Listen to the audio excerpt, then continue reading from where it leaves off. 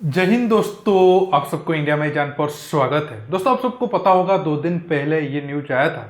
Congo में जो विद्रोही गुट है वो एक तरीके से जो यूनाइटेड नेशन का ऑफिस है या फिर जो पोस्ट है वहाँ पर हमला किया था और बाद में पता चला है कि उस हमले में भारत के 2 जवान या फिर 2 बीएसएफ के जवान उनकी जान चली गई थी। लेकिन एक तरीके से आप कह सकते हो इंडियन मीडिया में वो न्यूज को बहुत ज़्यादा कवर नहीं किया गया, क्योंकि आप सबको पता होगा वैसे न्यूज़ से मीडिया को तो ज़्यादा टीआरपी मिलने वाला नहीं है, क्योंकि टीआरपी तो या तो अर्पिता बनर्जी से मिलेगा या फिर देश के अंदर सोनिया गांधी ईडी केस को लेकर जो जो आप सब जानते हो जो हो रहा है उसको लेकर टीआरपी आएगा।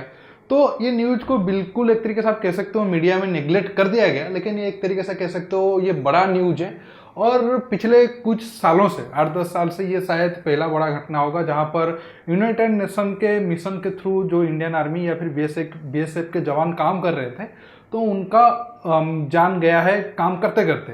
तो बड़ा सवाल ये है कि कॉन्गो में ऐसा क्या हुआ जिसमें तो हमारे जो 2 बीएसएफ के जवान थे उनके जान चला गया या फिर वो बलिदान को प्राप्त किए। अब ये है कि कॉन्गो में अब तक या फिर यूनाइटेड नेशन में मिशन में अब तक कितने इंडियन आर्मी के जवान, अगर आप पिछले 50-60 साल ले लो, उन उस टाइम पीरियड में कितना जवान हमारे बलिदान को प्राप्त कर चुके हैं, ये सारे रिपोर्ट मैं आपको बताऊंगा और ये घटना भी कैसे हुआ डिटेल्स में आपको बताऊंगा। जानने के लिए आप आखिर तक ये वीडियो को देखते रहिए और ज़्यादा से ज़्यादा लाइक शेयर करना बिल्कुल मत भूलिए। देखिए, अगर आप कॉन्गो की मैप देखोगे, कॉन्गो अफ्रीका में एक तरीके से कह सकते हो जोग्राफिकल मतलब ये के हिसाब से बड़ा कंट्री है।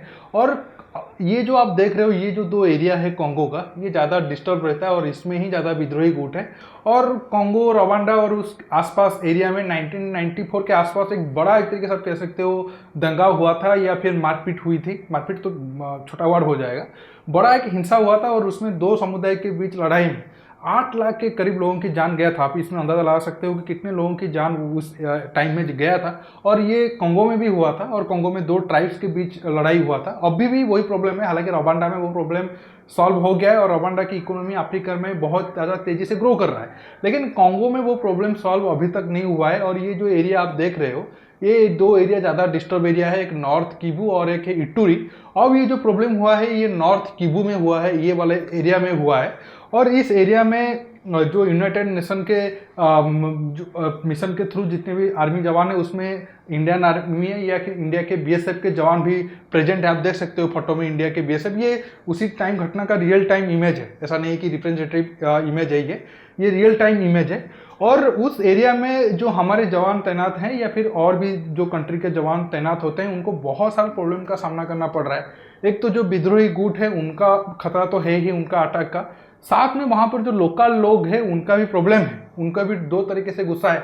उनका एक गुस्सा ये है कि उनका कंट्री का इकोनॉमी सही नहीं है, लॉकडाउन वगैरह वगैरह के लिए उनको खाने पीने में प्रॉब्लम है। वो सारा गुस्सा यूनाइटेड नेशन इनडायरेक्टली जो वहाँ पर जवान तैनात हैं उनके ऊपर निकालना चाहते हैं। और एक पॉइंट गुस्सा उनका ये है कि जो बीच बीच में जो विद्रोही गुट है वो कभी आकर छिपकर उनके ऊपर अटैक करके जाते हैं।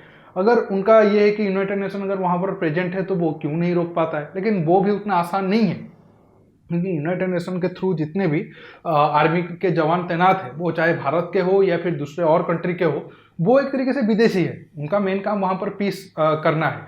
लेकिन ये जो बीच लड़ाई चल रहा है, हालांकि उनके बीच ट्राइब्स तो अलग है लेकिन देखने में ये बिल्कुल सेम है। ये जो 2 लोग हैं ये देखने में सेम है लेकिन उनका ट्राइब 2 अलग अलग हो सकता है और उनका दुश्मनी का वजह भी अलग अलग मतलब ये हो सकता है, लेकिन आपको देखने में पता नहीं चलेगा। तो ऐसे में जो अटैक करने आते हैं, मेरा कहने का ये मतलब है कि वो जिन पर अटैक कर रहे हैं और जो अटैक करने आते हैं वो देखने में सेम हो जाते हैं और उनको पकड़ना उतना आसान है नहीं, लेकिन जो बचाने का काम कर रहे हैं वो बिल्कुल एक तरीके से आप कह सकते हो पता चल जाता है कि नहीं ये लोग बिल्कुल फॉरेनियर है। तो इसी वजह से लोकल भी कभी कभी वो जो विद्रोही गुट है अगर उनके सपोर्ट में चले जाते हैं तो वहाँ पर जो आर्मी तैनात होंगे वो उनके पास ज़्यादा कुछ करने के लिए नहीं होगा, या फिर जो लोकल वहाँ पर पुलिस होगा या फिर आर्मी होगा अगर वो सही तरीके से सपोर्ट नहीं करेंगे तो यूनाइटेड नेशन के थ्रू जो भी सैनिक वहाँ पर तैनात है तो उनके पास करने के लिए ज़्यादा ऑप्शन तो बचा नहीं होगा। तो ये बात वही वहाँ का जो लोकल है उनको समझना चाहिए, लेकिन ये लोग बेवकूफ़ है, समझ नहीं पाते हैं, इसी वजह से ये प्रॉब्लम में फंस रहे हैं। आप देख सकते हो यूनाइटेड नेशन के वायर हाउस को ये लोग कैसे लूट रहे हैं, क्योंकि एक तरीके से आप कह सकते हो ये लोग इतना मजबूर है कि उनके पास खाने के लिए पैसा नहीं है या फिर इनका इकोनॉमी इतना स्ट्रांग नहीं है, इसी वजह से ये सब कर रहे हैं। या फिर कह सकता हूँ कि ये लोगों का मतलब दिमाग ही खराब है। तो ये सारा प्रॉब्लम के बीच ये जो घटना हुआ 26 तारीख को, वहां पर एक प्रोटेस्ट चल रहा था और उसी प्रोटेस्ट का एक तरीके से फायदा उठाकर जो विद्रोही गुट वाले सैनिक है या फिर जो आतंकवादी है या फिर लड़ाके है, जो भी आप कह सकते हो, वो वहां पर जो लोकल पुलिस तैनात होता है उनसे AK-47 और कुछ हथियार छीन कर वहां पर जिस एरिया पर यूनाइटेड नेशन के जवान तैनात थे वहां पर फायरिंग वगैरह किए या फिर अटैक किए। मतलब आप देखो, एक साथ वहां का लोकल पॉपुलेशन और उस एरिया में जो लोग अटैक कर रहे हैं वो एक साथ एक तरीके से पोस्ट पर अटैक हुआ। तो वहां पर जो सैनिक तैनात होंगे तो उनका मेन काम क्या होगा? वो तो ऐसे अंधाधुंध गोली चला नहीं पाएंगे, क्योंकि एक तो उनका मेन काम होगा ये जो लोग प्रोटेस्ट कर रहे हैं उनका जान ना जाए, क्योंकि हर एक आर्मी का मेन ये कि सिविलियन की जान को बचाया जाए। और सिविलियन के आड़ में जो लोग सिविलियन को मार रहे हैं और एक तरीके से वो वहां पर जो सैनिक तैनात हैं उनको भी मारना चाहते हैं, वो भी अटैक कर रहे हैं। तो एक साइमल्टेनियसली आपको सैनिकों की जान भी बचाना है और एक साथ वो जो आपके ऊपर अटैक कर रहे हैं उनको भी मार गिराना है। तो ये काम उतना आसान है नहीं। और इसी प्रोसेस में एक तरीके से जो हमारे BSF के 2 जवान थे वो बलिदान को प्राप्त हो गए, लेकिन बाद में एक्शन में 50 के करीब जो उस एरिया में लोग थे या फिर जो अटैक करने के लिए आए थे उनका भी जान गया है। और कांगो में ये ऐसा हालात हमेशा होता रहता है, लेकिन बहुत टाइम के बाद यूनाइटेड नेशन के मिशन के थ्रू जो सैनिक थे उनका जान गया है। अब यूनाइटेड नेशन को देखना होगा वो इस एरिया में अब क्या कार्रवाई करता है। लेकिन दुख की बात यह है कि हमारे मीडिया में जो हमारे 2 जवान एक तरीके से बलिदान को प्राप्त किए उनके बारे में या फिर वीरगति को प्राप्त किए उनके बारे में ज़्यादा चर्चा नहीं है। ये काफ़ी दुख की बात है।